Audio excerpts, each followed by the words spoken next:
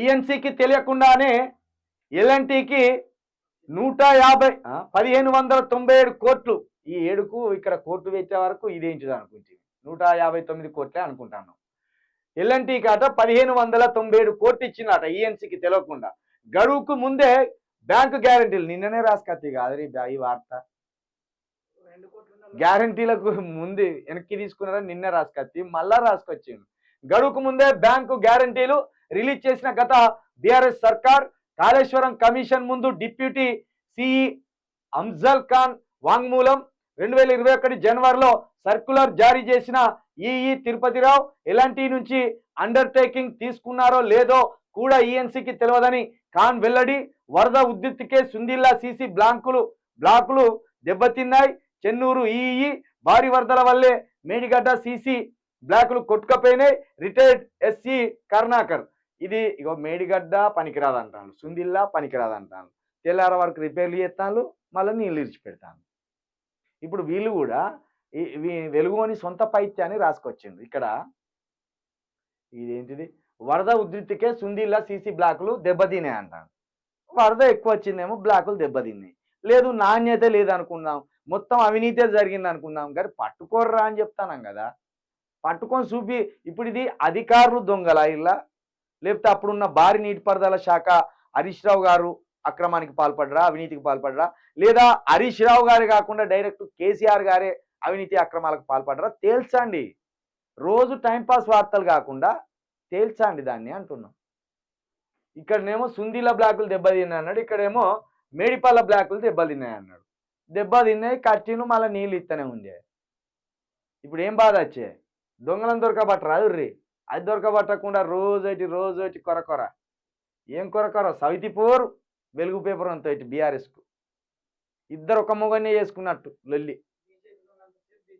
బీజేపీలు ఉన్నన్ని రోజులు బీజేపీ వాడే మొగడ అయిపోయాడు వెలుగు పేపర్కి. ఇప్పుడు కాంగ్రెస్ వాడు మొగడైండు, ఆ బీఆర్ఎస్ వాడు కొన్ని రోజులు మొగడైండు. ఎవరితోటి ఒకంతోటి సంసారం చక్కగా చేయరాదు. కొన్ని రోజులు వానితోటి, కొన్ని రోజులు వీనితోటి, కొన్ని రోజులు వానితోటి.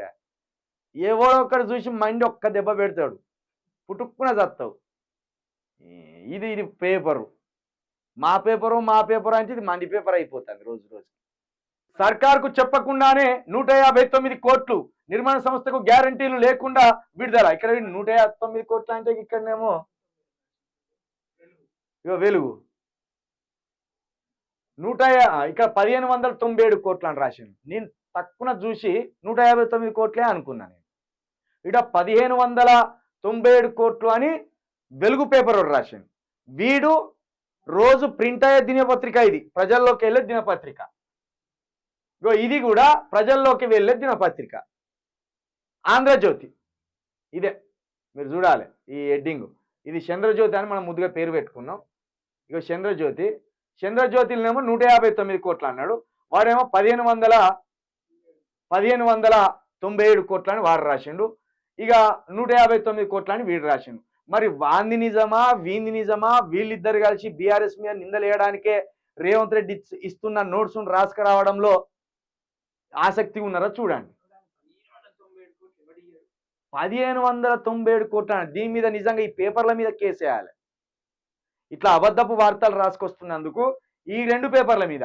ఇప్పుడు ఇది వెలుగు పేపర్ది నిజమా, ఆంధ్రజ్యోతి పేపర్ది నిజమా? ఒకవేళ ఆంధ్రజ్యోతి పేపర్దే నిజమైతే వెలుగు పేపర్ మీద కేసేయచ్చు, లేదు వెలుగు పేపర్దే నిజమైతే ఆంధ్రజ్యోతి మీద కేసేయచ్చు. ఇట్లా మీరు దినపత్రికలను పెట్టుకొని బడా నిర్మాణ సంస్థలు మీకుండి ఎందుకు రద్దరిద్దులారా మీరు ప్రజలను నమ్మబలుపుతాను ఇట్లా అంటే? ఇప్పుడు ఎవడైనా చూడనోడు ఉంటే ఇట్లా అనుకుంటా పోతే అయిపోయిందంటేనా? నువ్వు 159 కోట్లని నువ్వు రాసుకత్తివి చంద్రజ్యోతి, వాడేమో రేషికడ్ పేపర్ గాడు 1597 కోట్లని వాడు రాసుకొచ్చే.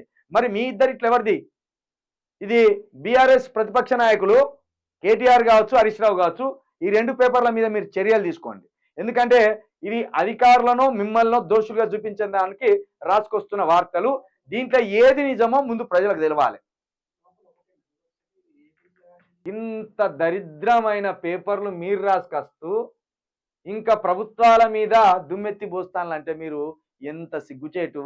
కేసీఆర్ మీద దుమ్మెత్తి పోయడానికి ఇంకెంత సిగ్గుచేటు. ఇది 159 కోట్ల 1597 కోట్ల వెలుగు పేపరు, ఆంధ్రజ్యోతి పేపర్. సమాధానం చెప్పాలి ఈ రాష్ట్ర ప్రజలకు మీరు. లేకపోతే మీరు అసలు దొంగలరా? మీరు మీ ఇద్దరే అసలు దొంగలు, మీ ఇద్దరే అసలు దొంగలు.